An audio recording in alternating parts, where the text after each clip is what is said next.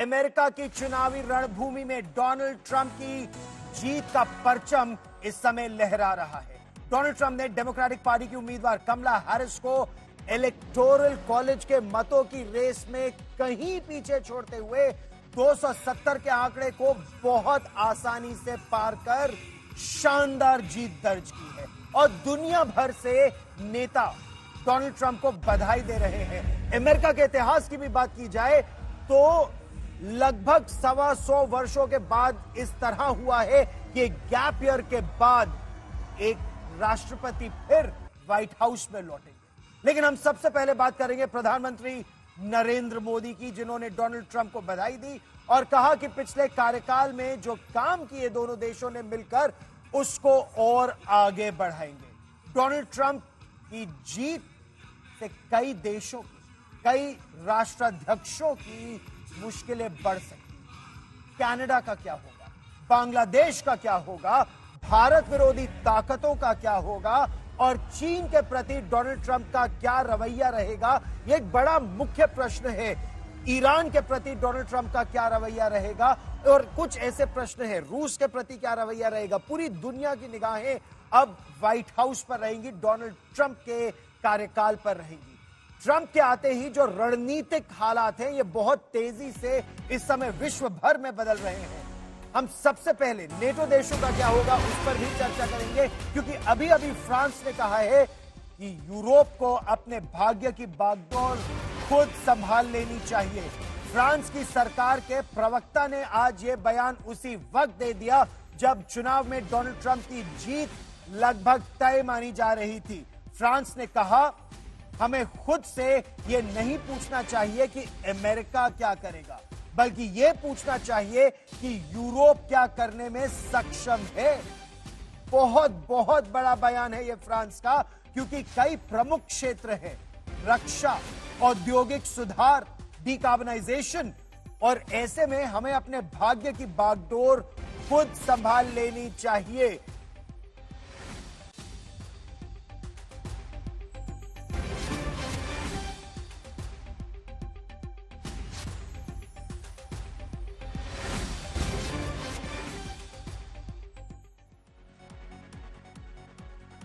तो अमेरिका के president elect Donald Trump ने यह साफ कर दिया है कि वो युद्ध नहीं शुरू करते, वो युद्ध नहीं करेंगे, बल्कि युद्ध को खत्म करेंगे। जो उनकी विक्ट्री स्पीच थी, हालांकि इलेक्शन कैंपेन में भी वो कह चुके हैं, लेकिन अपनी विक्ट्री स्पीच में उन्होंने क्या कहा, हम आपको वो भी विस्तार से सुनवाएंगे, क्योंकि डोनाल्ड ट्रंप का एक एक शब्द, चाहे रूस और यूक्रेन हो या मध्य पूर्व में इजराइल और ईरान हो, एक एक शब्द को तोल मोल के ये सभी देश इस समय सुन रहे होंगे और इसका आकलन कर रहे होंगे। अमेरिका की रणनीति क्या कहने वाली है और क्या इसमें एक बहुत बड़ा परिवर्तन आने वाला है, सुनिए क्या कहा डोनाल्ड ट्रंप ने। For years we had no wars except we defeated ISIS. We defeated ISIS in record time, but we had no wars. They said, he will start a war. I'm not going to start a war. I'm going to stop wars. But this is also a massive victory for democracy and for freedom. Together we're going to unlock America's glorious destiny. We're going to achieve the most incredible future for our people. और रणभूमि में हम एक एक रणभूमि का आकलन करेंगे, एक एक युद्ध का आकलन करेंगे और डोनाल्ड ट्रंप क्या करने वाले हैं। हमारे साथ बहुत सुलझे हुए सक्षम विशेषज्ञ आज तक पर जुड़ रहे हैं। जितेंद्र नाथ मिश्र पूर्व राजनयिक है, प्रोफेसर हैं ओपी जिंदल यूनिवर्सिटी के, आप हमारे साथ जुड़ रहे हैं। रविंद्र सचदेव निदेशक हैं भारत अमेरिका समूह के, वो हमारे साथ जुड़ रहे हैं। हमारे साथ Vibhuti Jha head Jaipur dialogue New York से जुड़ रहे हैं। Dev Karlekar South Asian caucus member है, रिपब्लिकन पार्टी के हैं, वो अमेरिका में से न्यूयॉर्क से हमारे साथ जुड़ रहे हैं।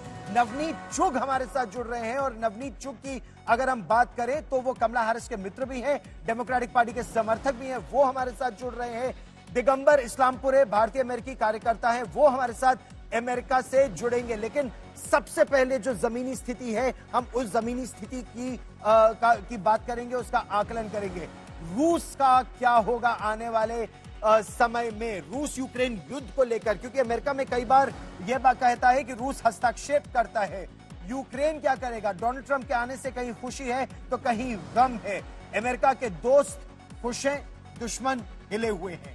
हालांकि दुश्मन भी इस समय नाप तोल के अपने तोलमोल के बोल आ रहे हैं। अगर हम रूस की बात करें तो डोनाल्ड ट्रंप की जीत के बाद यह दोहराया गया, उन्होंने यह दोहराया डोनाल्ड ट्रंप ने कि वो जंग बंद करेंगे। यूक्रेन, चीन, इजराइल, ईरान, बांग्लादेश, भारत और अमेरिका के जो मित्र के संबंध है वो निरंतर मजबूत हो रहे हैं।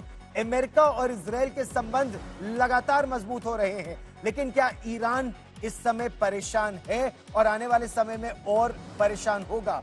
भारत में नरेंद्र मोदी, प्रधानमंत्री नरेंद्र मोदी और रूस के राष्ट्रपति डोनाल्ड ट्रंप निजी मित्र हैं दोनों।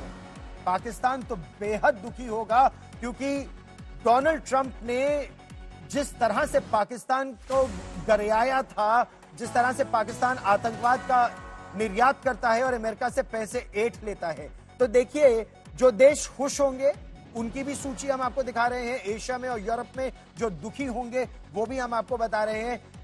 यूरोप खुश होगा या दुखी? एम्बेसडर मिश्रा, सबसे पहले आप ही से ये पूछ लिया जाए, फ्रांस का जो बयान आया है नेटो के प्रति, जो अमेरिका का और खासतौर पर डोनाल्ड ट्रंप का रवैया है, वो सब जानते हैं। वो चाहते हैं कि नेटो की फंडिंग यूरोप के देश भी करें। क्या यही रवैया उनका आगे चलेगा? बहुत धन्यवाद, आपने इस शो पर मुझे बुलाया। गौरव जी, अवश्य चलेगा, उन्होंने तो ये बात कह दी है। और France also reads the writing on the wall, जो अंग्रेजी में कहते हैं जी, वो समझ गए हैं। और उनकी जो रणनीति है आप तो जानते ही हैं, उनकी स्ट्रेटेजिक ऑटोनॉमी है, हमेशा रही है। वो नेटो के मेंबर तो रहे हैं हमेशा, लेकिन एज एन आउटलियर थोड़े दूर रहे हैं। जैसे भारत की नीति रणनीति है, फ्रांस की रणनीति तकरीबन वैसे ही है। तो ये सब यूरोप के देश समझ जाएंगे कि ट्रंप साहब अब आ रहे हैं, तो हमें अपनी रक्षा खुद करनी पड़ेगी, अपनी सुरक्षा खुद करनी पड़ेगी, और उसके लिए रिसोर्सेज हमें खुद शामिल करने पड़ेंगे। ये अच्छा, तो जो जाहिर सबसे है। बड़ा सवाल इस समय पूछा जा रहा है कि रूस यूक्रेन युद्ध का क्या होगा, और रूस यूक्रेन युद्ध, क्योंकि डोनाल्ड ट्रंप, रविंद्र सचदेव जी, डोनाल्ड ट्रंप अपने कैंपेन में ये कह चुके हैं कि मेरे व्हाइट हाउस में आने से पहले युद्ध रुक जाएगा। आप इसे किस तरह से देखते हैं? एग्जैक्टली तो अब देखेंगे, अब इलेक्ट हो गए हैं। उन्होंने कहा है वेरी राइटली सेइंग कि मैं इससे पहले कि 20 जनवरी को प्रेसिडेंट ओथ लेता है, मैं उससे पहले ये युद्ध रुकवा दूंगा। तो डेफिनेटली ज़ेलेंस्की के मन में बहुत ज्यादा टेंशंस वरी होंगी। पुतिन कूल बैठे हैं। पर इसके अलावा एक और भी चीज है, जब ट्रंप कहते हैं कि मैं पुरानी युद्ध रोकूंगा, आप ये भी समझिए इसका इम्प्लीकेशन ये है मैं नए युद्ध नहीं करूंगा जी। इसका इम्प्लीकेशन है ताइवान के लिए। ताइवान बहुत ज्यादा चिंतित होगा आज, क्योंकि अभी तक और रहेगा भी वो अमेरिका का सिक्योरिटी अम्ब्रेला अज्यूम करता है। बट ट्रंप की जो नीति है, ट्रंप इस ताइवान के लिए जंग पे थोड़ी जाएंगे जी। चिंता में कोरिया भी होगा, जापान भी होगा, सेम जो यूरोप की चिंता है उस तरह से अगर आप देखिए। तो कल हम बात कर रहे थे, ये जो इलेक्शन थी क्विकली, कि इधर जाएगी या उधर जाएगी, 4 का जिक्र आया तो मैंने एक बनाया, अगर अमेरिका रेड वाला जीतता ट्रंप तो इस तरफ जाती, ब्लू जीती तो इधर जाती। अमेरिका का आज ये हुआ है, केवल अमेरिका इधर ही नहीं गई है, अमेरिका की सेनेट भी गई है। तो अमेरिका पूरा राइट की तरफ बहुत ज्यादा टर्न हो गया है। अब इसका इम्पैक्ट ग्लोबल अफेयर्स में एब्सोल्युटली होगा। और लास्टली आप शब्द यूज कर रहे हैं कि तोल मोल करके इनके शब्द देखे जाते हैं, परंतु अब ये भी है इस तोल मोल के पीछे हैमर है। तो इसलिए दुनिया भर के देश बहुत ही ज्यादा सोच बूझ करके ठीक एक एक शब्द को तोलेंगे। तो चलिए एक एक शब्द को तोल मोल के बोलने की अगर बात हो रही है, हम सबसे पहले फ्रांस का बयान और रूस यूक्रेन युद्ध पर क्या असर होगा, विभूति झा, किस तरह से आकलन आप करेंगे? डोनाल्ड ट्रंप का दावा तो यह था कि मेरे व्हाइट हाउस में आने से पहले रूस यूक्रेन युद्ध रुक जाएगा। क्या अब यूक्रेन को हथियारों की सप्लाई में अंकुश लग सकता है? क्या यूरोप के देश भी अब ये देखेंगे कि अगर नेटो को आगे चलाना है तो यूरोप के देशों को ज्यादा पैसा खर्च करना होगा, जो उनके पास इस समय संभवतः नहीं है? तो चुनौतियां बढ़ जाएंगी नेटो के लिए।